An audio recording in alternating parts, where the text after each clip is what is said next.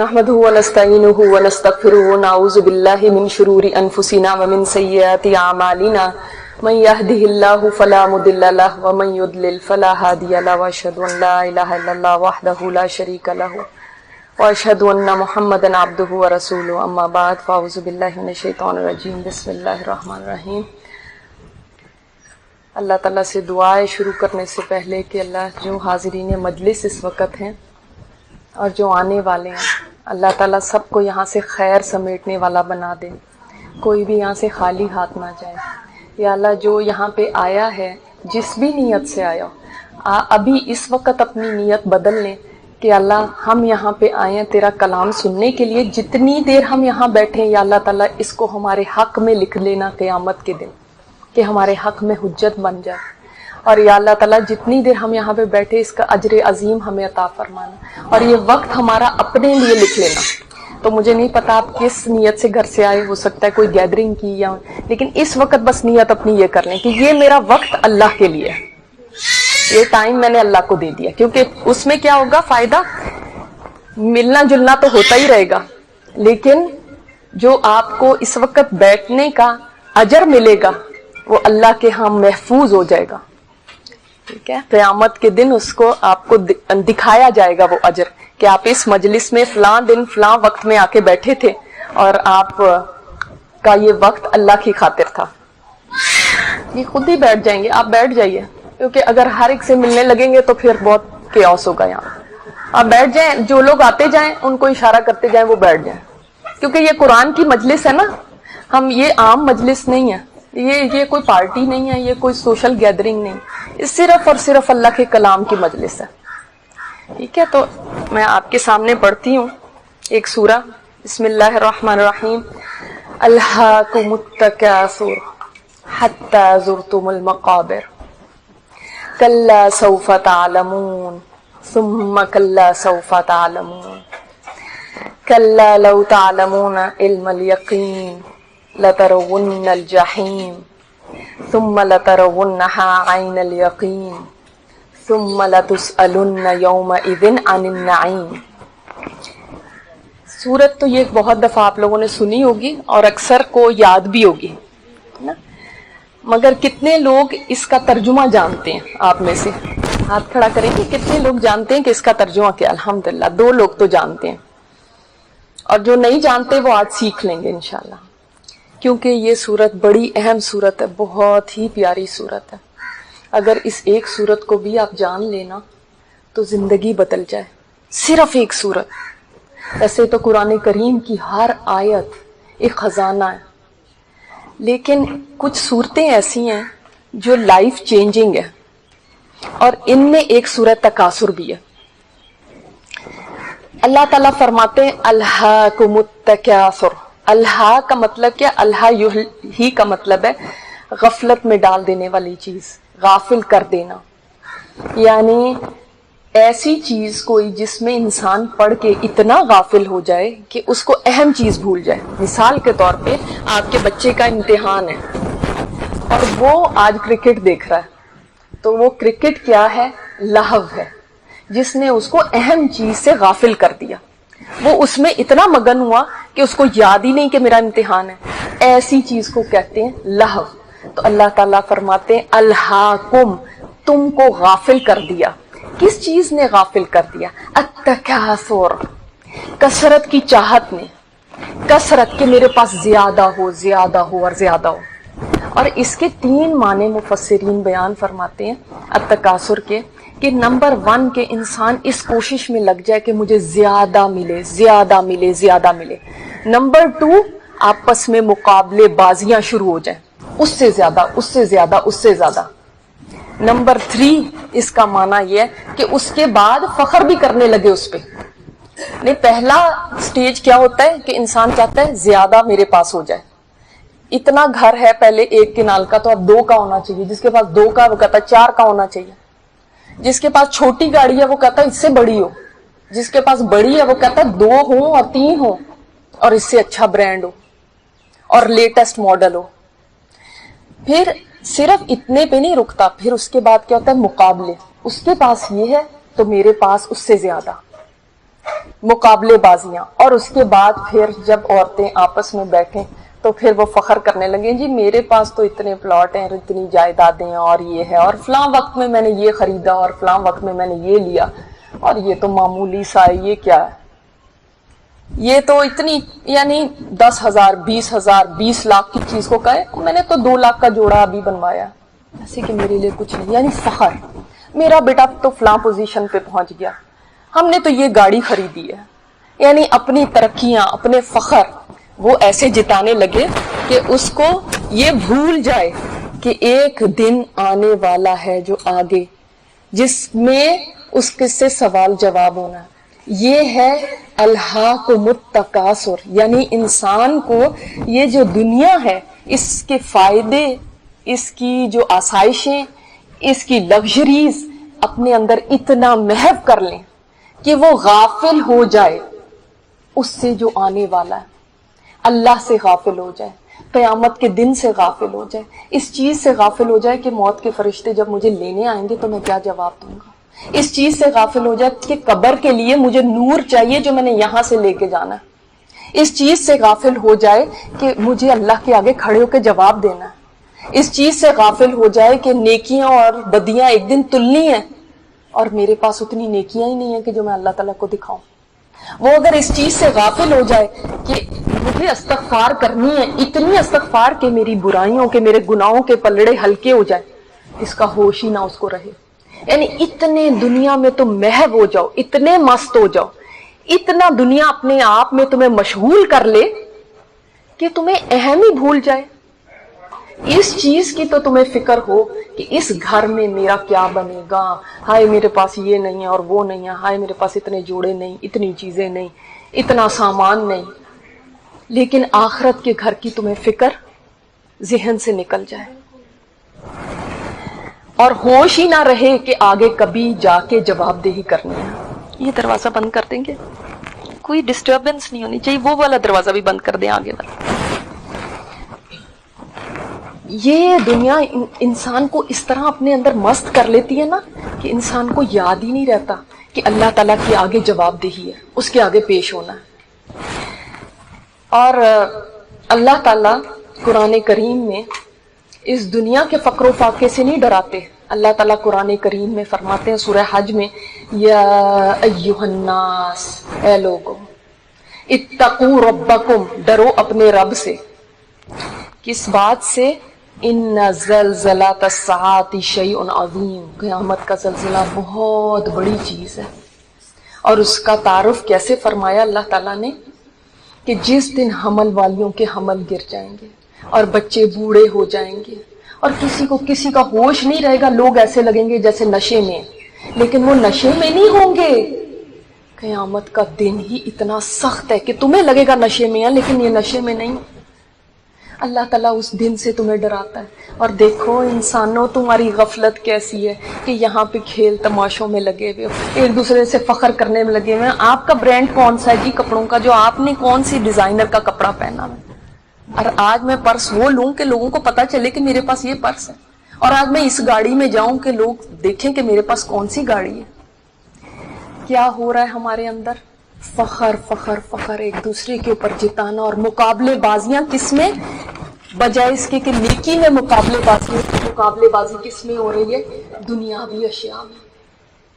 اور اللہ تعالیٰ تمہیں ڈرا رہا ہے اس دن سے۔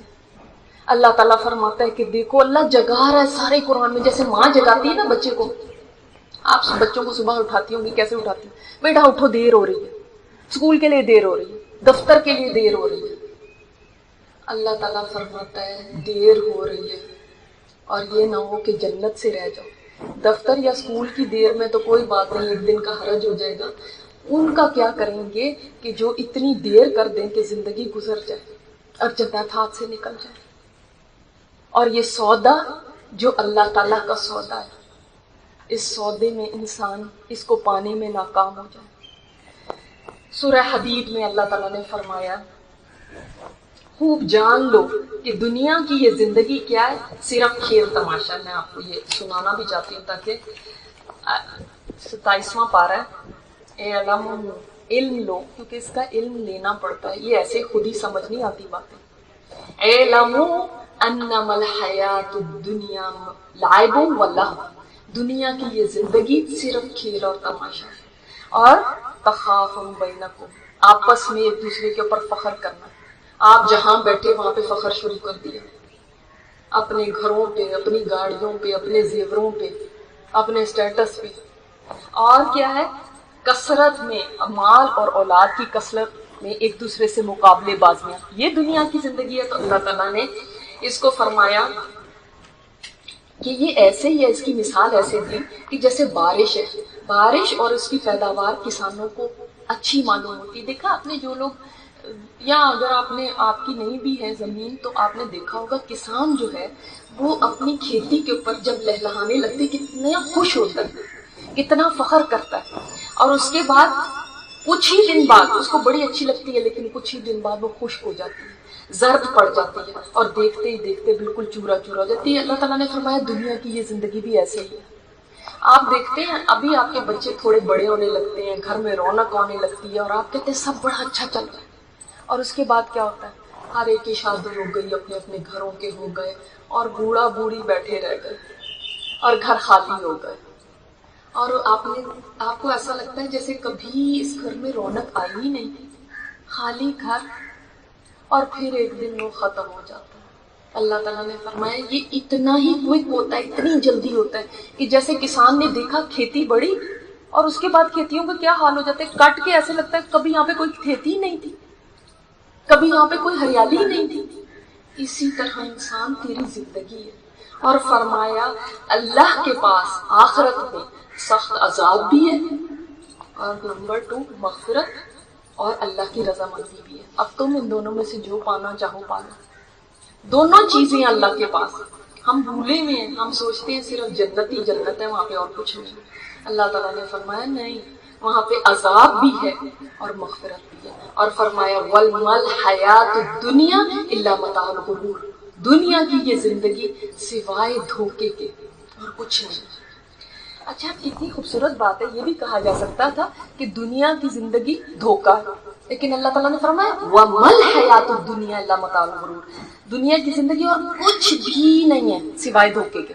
یہ ایسے ہی ہے جیسے آپ کہیں مثلاً ہم کہتے ہیں ساجدہ پاس ہو گئی، تو ہو سکتا ہے ساجدہ بھی پاس ہوئی ہو اور کوئی اور بھی پاس ہو گیا.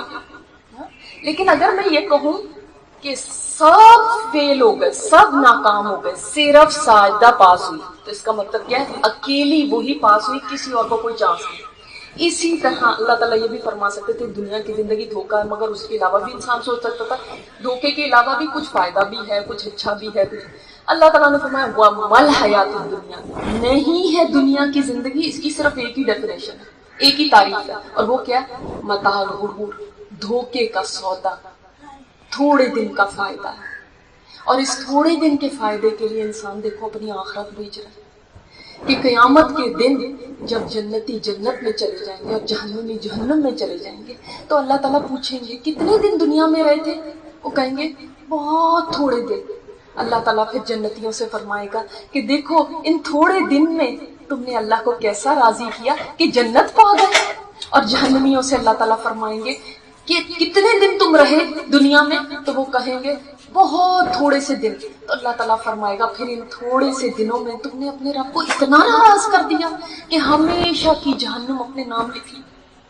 تھوڑی سی زندگی ہے، اس کا دھوکہ کیا ہے کہ ہم نے یہیں رہنا ہے. اس کا دھوکہ کیا ہے کہ انسان کو لگتا ہے بس یہیں کی کامیابی کامیابی اور یہاں کی ناکامی ناکامی. اس کا دھوکہ کیا ہے کہ انسان کو لگتا ہے جس کے پاس یہاں پہ پیسے نہیں وہ ناکام ہے، وہ فیل ہے. ہائے بڑا بدقسمت.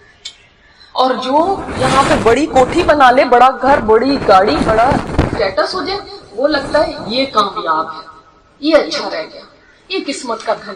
تو پھر یہ دیکھو ایک اور آپ کو تصویر دکھاتی ہوں. ایک بہت بڑا بادشاہ ہے، اس کے کن کہنے پہ بچے ذبح کر دیے جاتے ہیں. پتہ ہے آپ کو اس بادشاہ کا؟ فرعون اتنا بڑا بادشاہ تھا، اس کا دیکھیں نام آج تک لیا جاتا ہے. اتنا بڑا اس کا اقتدار تھا، اتنی اس کے پاس دولت تھی، اتنی حکومت تھی بڑی اس کی، اتنی بڑی اس کی مملکت تھی. اور اس کے ایک اشارے پر، چاہے وہ ظلم کی بات ہی کیوں نہ کرے، اس کے ایک اشارے پر، ایک حکم کے ملنے پر بڑا سے بڑا ظلم روا رکھا جاتا تھا۔ قارون کو دیکھیں، قارون کتنا مالدار تھا کہ اس کی کنجیاں، خزانوں کی کنجیاں اٹھانے کے لیے اونٹ آتے تھے، اونٹوں پہ کنجیاں اٹھائی جاتی تھی، چابیاں۔ لیکن ان دونوں کو کیا کہا جاتا ہے؟ کیا ان کو کوئی کامیاب کہتا ہے؟ ان کو کہتے ہیں یہ ناکام ہے۔ اور دوسری طرف ایک تصویر ہے ایک ایسے بندے کی جو ہوم لیس ہے، اس کے پاس کوئی گھر نہیں ہے، اس لیے کہ اس کے ملک والوں نے اس کو نکال دیا، اس کے پاس کوئی مال نہیں ہے، کوئی گھر بار نہیں ہے، کوئی جائیدادیں نہیں ہیں، اس کے پاس کوئی سامان نہیں ہے دنیا کا۔ اس کا نام ہے ابراہیم۔ آپ ان کو کیا کہتے ہیں؟ آپ کے سامنے ابراہیم علیہ السلام جیسا کوئی آ جائے تو آپ کہیں گے ہائے کتنا بدقسمت ہے۔ اور وہ کون تھے؟ خلیل اللہ، جن کو اللہ نے اپنا دوست بنایا۔ ہاں؟ اور دیکھو ایک طرف کالے سیاہ ایک آدمی، کالا سیاہ غلام ہے، حبشی ہے، ٹارچر کیا جاتا ہے، اس طرح کا ٹارچر کہ اللہ تعالیٰ معاف فرمائے، انسان جب پڑھتا ہے نا تو رونگٹے کھڑے ہو جاتے ہیں کہ کیسے امیہ ان کو اتنی تکلیف دیتا تھا کہ ان کو بچوں کے ہاتھوں میں رسی دے دیتا تھا جو ان کے گلے میں ہوتی تھی، اور وہ رسی لے کے گھسیٹتے پھرتے تھے گلیوں میں، اور ان کو تپتی ریت پہ لٹا دیا جاتا تھا اور ان کے اوپر پتھر رکھ دیے جاتے تھے۔ آپ اس سے تھوڑا سا آپ کی امیجنیشن کے لیے، ایسے آپ کو شاید اتنی دفعہ سنا ہے سمجھ میں نہیں آتا، ادھر آ جائیں، آپ ادھر آ جائیں۔ تو ایسے سمجھ لیں کہ آپ ایک ڈبہ لے لیں یا ایک ٹائر لے لیں، گاڑی کے پیچھے رسی لگائیں اور وہ ٹائر کو گھسیٹیں آپ گلیوں میں۔ At the end of the day اس ٹائر کا کیا حال ہو جائے گا؟ ایک ڈبہ لے لیں، وہ لگا لیں، سارا دن گھسیٹتے رہیں، اس کو گاڑی چلاتے رہیں اور گھسیٹتا رہیں، کیا حال ہوگا؟ اب سوچیں اس کی جگہ ایک انسان ہو جو گلیوں میں سڑکوں میں اس طرح گھسٹ رہا ہو، at the end of the day اس کا کیا حال ہوگا؟ یہ تھے بلال رضی اللہ تعالیٰ عنہ۔ ان کا تو کوئی سٹیٹس نہیں تھا، کوئی مال نہیں تھا، شکل و صورت بھی خوبصورت نہیں تھی، قبیلہ اور برادری بھی کوئی ایسی نہیں تھی کہ کوئی بہت بڑا قبیلہ برادری ہو ان کی، بڑی نامور ہو۔ لیکن آج دیکھو لوگ اپنے بچوں کا نام بلال رکھتے ہیں۔ تو کامیاب کون ہوا اور ناکام کون ہوا؟ یہ کامیابی اور ناکامی کے معیار صرف دنیا کے لیے ہیں، جو آپ کو لگتے ہیں کہ یہ کامیابی، یہ ناکامی، اور یہ ہم نے معیار بنا کے انہی کے لیے محنت کیے جا رہے ہیں، انہی کے لیے اسٹرگل کر رہے ہیں، انہی کے لیے دن رات لگا رہے ہیں، ان کے لیے اتنا اپنے آپ کو ہلکان کیا ہوا ہے کہ اپنی آخرت کو ہی بھول گئے۔ اور غفلت ایسی ہے کہ انسان کو کسی کو جگائے نا، سونے والا جاگ جاتا ہے، لیکن ہمیں ایسا شاید کوئی نشہ چڑھا ہوا ہے کہ جاگنے کا نام ہی نہیں لیتے۔ اگر ایک دن ہے کہ جب کامیابی اور ناکامی کا صحیح اندازہ ہو جائے گا، ڈیفینیشن پتہ چل جائے گی کامیابی کیا اور ناکامی کیا۔ اللہ تعالیٰ قرآن میں فرماتے ہیں کیا کامیابی ہے؟ فَمَن زُحْزِحَ عَنِ النَّارِ وَأُدْخِلَ الْجَنَّةَ فَقَدْ فَازَ، جو جہنم سے بچا لیا گیا اور جنت میں داخل کر دیا گیا وہ ہے کامیاب۔ اللہ تعالیٰ نے آپ کو بتایا تم کامیاب یہ سمجھتے ہو، یہ کامیاب، وہ کامیاب، بڑی گاڑی کامیاب، بڑا گھر کامیاب، یہ نہیں کامیاب۔ جو آگ سے بچا لیا گیا اور آگ سے بچا کے جنت میں داخل کر دیا گیا وہ ہے کامیاب۔ یہ ہے کامیابی جس کے بعد کوئی ناکامی نہیں۔ یہ دنیا کی کامیابیاں جن کو ہم کامیابیاں کہتے ہیں یہ کامیابیاں نہیں ہیں۔ جس کامیابی کے بعد ہار ہے، جس کے بعد اس زمین کے اندر چلے جانا ہے، وہ کیا کامیابی ہے؟ جس کے بعد بیماری کا ڈر ہے، جس کے بعد یہ ڈر ہے ہائے مجھ سے چھن نہ جائے، جس کے بعد یہ ڈر ہے کہ کہیں مجھے ذلت نہ مل جائے، جس کے بعد یہ ڈر ہے کہ ہائے مجھے موت نہ آ جائے، وہ کیا کامیابی ہے؟ اصل کامیابی وہ ہے کہ انسان ایسا کامیاب ہو کہ اس کے بعد کوئی ناکامی نہ ہو۔ تو یہاں کی کامیابی بھی ناکامی ہے، اور یہاں پہ جو ناکام ہے وہ تو ہے ہی ناکام۔ یہاں کی کامیابی بھی کوئی کامیابی نہیں۔ تو اللہ تعالیٰ نے کامیابی اور ناکامی کے معیار بتا دیے، لیکن ساتھ فرمایا کیا کریں تمہارا بل تؤثرون الحیات الدنیا والآخرۃ خیر وابقیٰ، تم پھر بھی دنیا کو ہی ترجیح دیتے ہو، حالانکہ آخرت بہتر بھی ہے اور باقی رہنے والی بھی ہے۔ دنیا میں دو کمیاں ہیں، نہ تو یہ بہتر ہے نہ باقی رہنے والی۔ جس کے پاس نہیں ہے اس کے پاس تو ہے ہی نہیں، جس کے پاس ہے جتنی مرضی جمع کر لو ایک دن اس کو چھوڑ کے چلے جانا۔ آپ اپنی قبر نحمده ونستعینه ونستغفره ونعوذ باللہ من شرور انفسنا ومن سیئات اعمالنا من يهده الله فلا مضل له ومن يضلل فلا هادي له واشهد ان لا اله الا الله وحده لا شريك له واشهد ان محمدا عبده ورسوله اما بعد فاعوذ باللہ من الشیطان الرجیم بسم اللہ الرحمن الرحیم۔ اللہ تعالیٰ سے دعائیں شروع کرنے سے پہلے کہ اللہ جو حاضرین مجلس اس وقت ہیں اور جو آنے والے ہیں، اللہ تعالیٰ سب کو یہاں سے خیر سمیٹنے والا بنا دے، کوئی بھی یہاں سے خالی ہاتھ نہ جائے۔ یا اللہ جو یہاں پہ آیا ہے جس بھی نیت سے آیا ابھی اس وقت اپنے